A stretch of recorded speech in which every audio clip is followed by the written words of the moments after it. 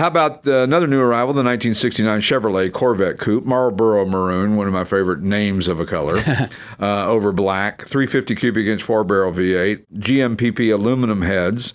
It's got a numbers matching Muncie M24 speed manual trans and a 336 posi rear end. You know, Marlboro cigarettes were red and Marlboro Maroon is maroon. How come? I think that's like the British Racing green? Duke of Marlboro. I think it's in the description. I think it's named after a track that was formerly Marlboro.